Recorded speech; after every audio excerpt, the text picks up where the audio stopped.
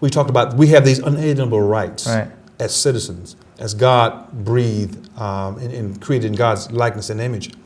And when government takes that right away from us, then we as Christians have a responsibility to stand up. And then it talks about when good men do nothing, evil reigns. Right. And there's a scripture which says that when the righteous rule, the people rejoice. When the wicked rule, the people mourn.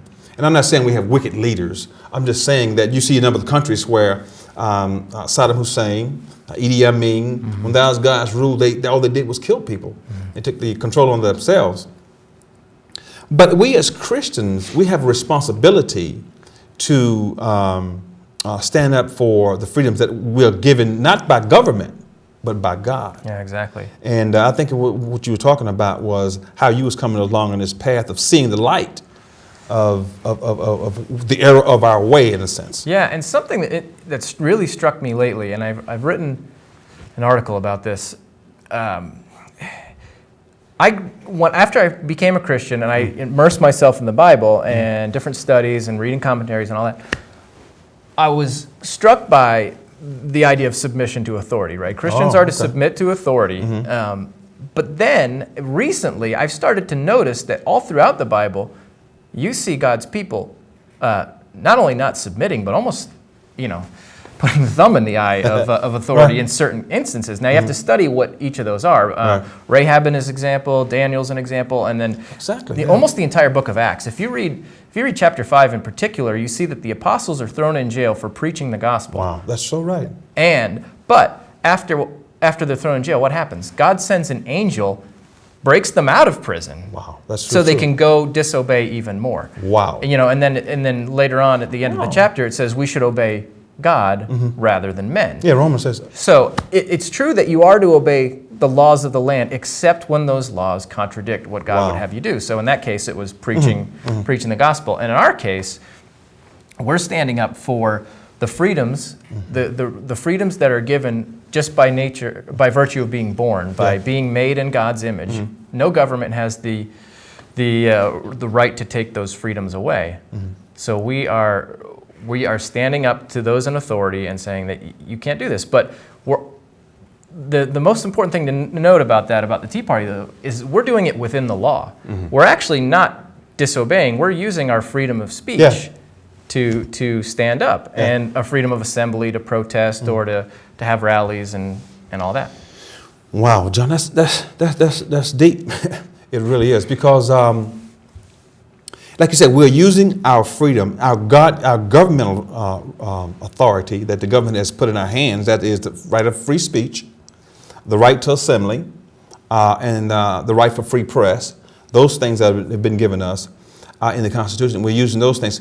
And but tell me a little more about this Tea Party Christian perspective, and we can move on into that. Right. What does the Tea Party stand for? They have there's 5 principles that they stand for.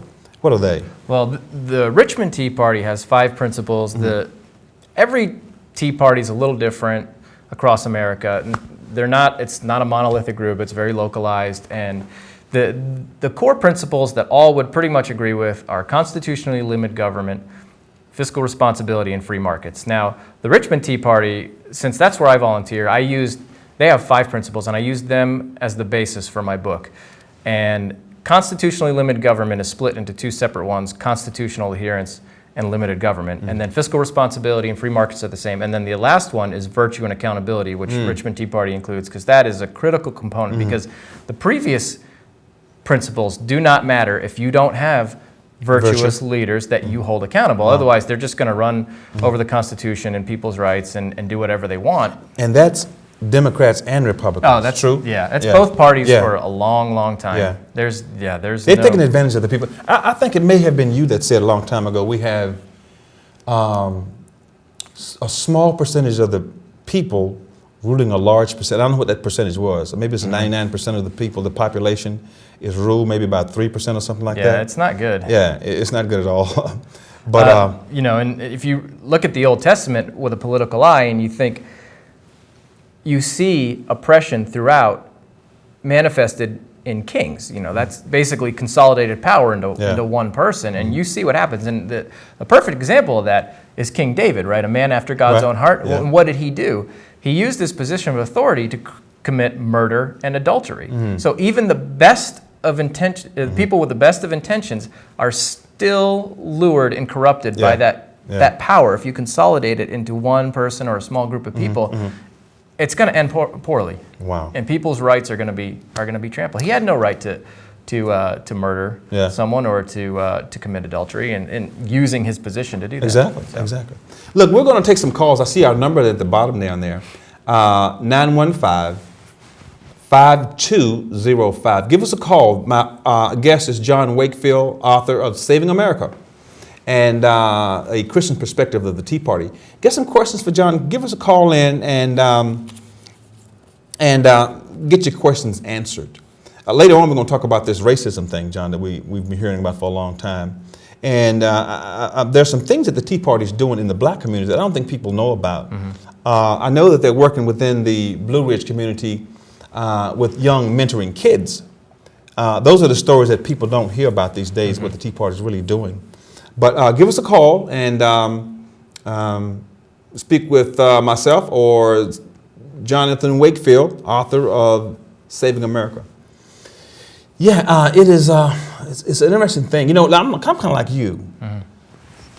I guess I was minding my own business. Trying to. You know, and I had a college professor from Hampton University sit down and talk to me about politics right after I got out of college.